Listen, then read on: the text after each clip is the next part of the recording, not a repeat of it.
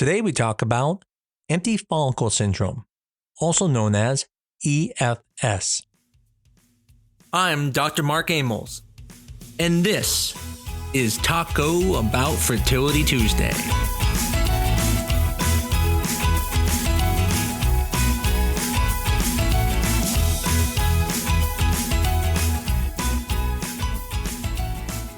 Today, we're diving into one of the most frustrating and frankly most misunderstood experiences in IVF, empty follicle syndrome, or as some patients describe it, I had follicles, but no eggs.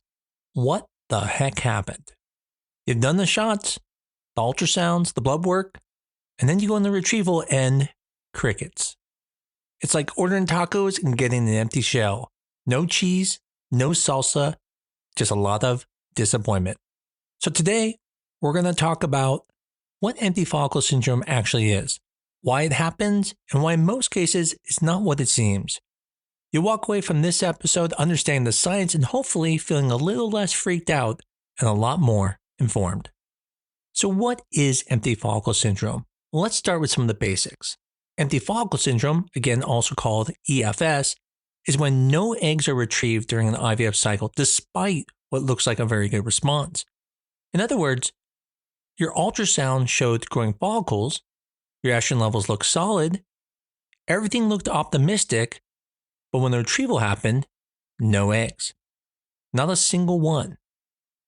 So that's empty follicle syndrome. Well, here's the kicker. Not all empty follicle syndrome is created equal. There are actually two types.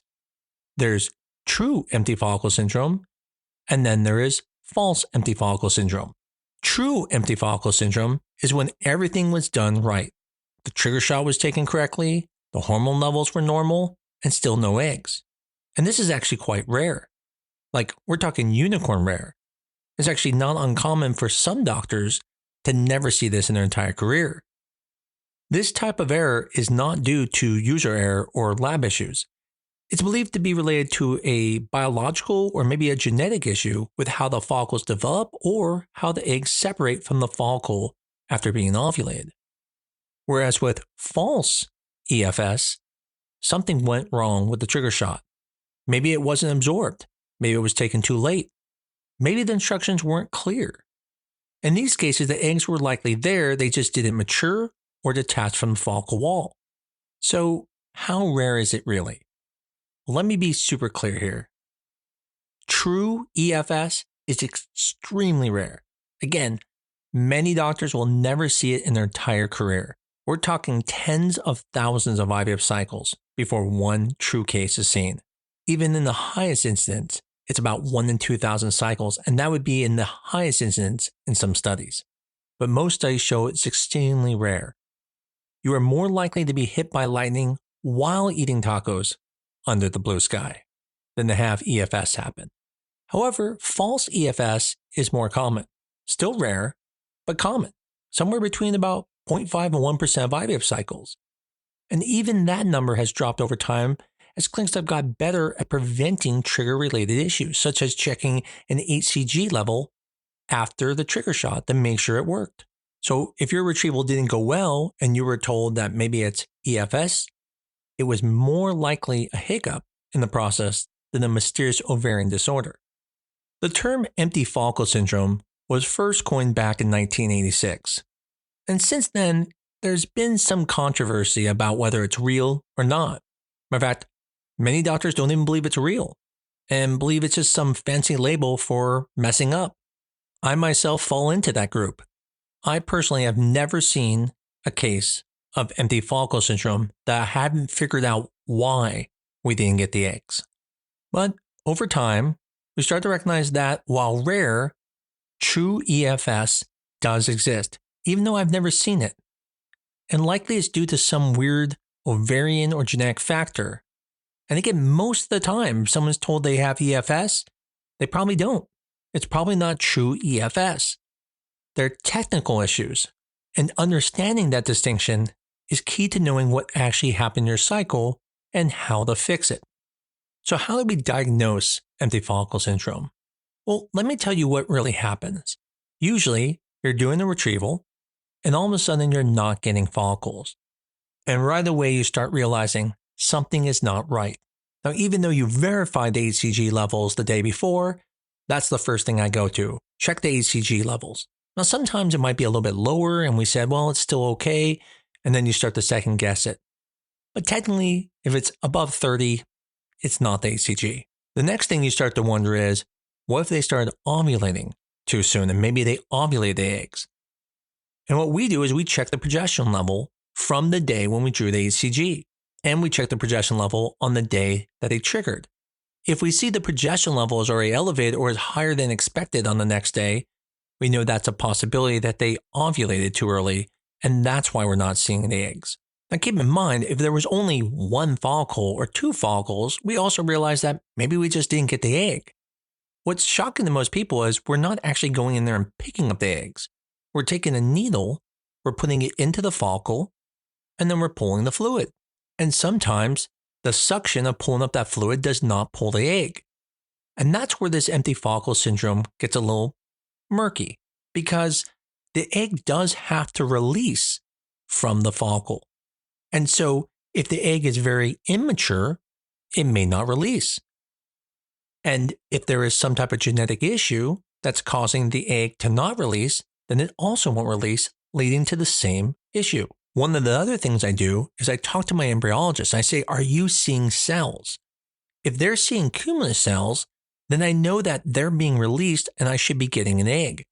If they tell me there are no cumulus cells and it's not releasing those cells, then maybe that's why I'm not getting an egg, because they didn't absorb the HCG well, or there's something else going on.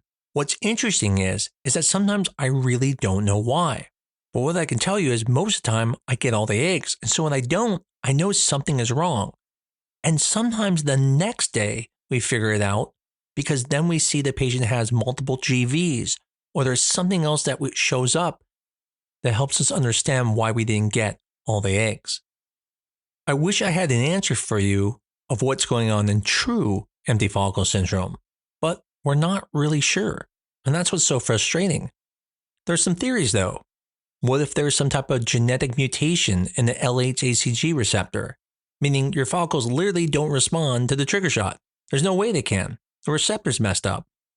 Or, as we talked about, what if the eggs are detaching too early or degenerating before the retrieval, like a balloon popping, and so there's nothing to get? Or is it even possible that follicles are developing without actual eggs inside? Like we were talking about, tacos shells without any filling. There have been some studies showing that in sisters, both of them had true empty follicle syndrome, and they had the same genetic mutation. So the point is, it is real, and it's probably biological in nature. But keep in mind, this is a unicorn issue. For most people, this is never going to happen, and it's not something you really need to be worried about. And when I say you don't need to be worried, I'm saying worried about the true empty follicle syndrome. Now, when it comes to the false empty follicle syndrome, again, that's 0.5 to 1%. That is something you could theoretically encounter. And hopefully, your clinic does things like check HCG levels after the trigger shot or LH levels to make sure it worked. Because I have had patients come in and their HCG levels were low the next day after the trigger shot, and we found that they messed up. Now, it's never their fault because you guys are not medical people. Matter of fact, we're asking you guys to do a lot. We're telling you all of a sudden to learn how to give yourself shots and how to pull up medications. And so when that happens, I actually take it personally responsible and feel like we didn't do a good job teaching. But the point is, what caused the HCG not to be there is because it never went in their body. And that can happen. Although it seems impossible, it can happen. Now, the great thing about it is if you catch that trigger issue, you can actually give a trigger then and then do the retrieval 2 days later at 36 hours. That's how clinics can prevent false EFS. Some clinics might even combine HCG and GnRH on older patients. That's actually one of the treatments when you run into this situation where maybe you get fewer eggs than you expected. People do a dual trigger. If we're worried about the person ovulating too soon, we can adjust the timing of the retrieval. So instead of doing it at 36 hours, we can do it at 35 to reduce the risk of early ovulation. The good news is most patients with false EFS can end up having a perfect cycle after making adjustments. And surprisingly, even in true EFS, they usually have a successful retrieval of eggs, even with doing the same thing twice.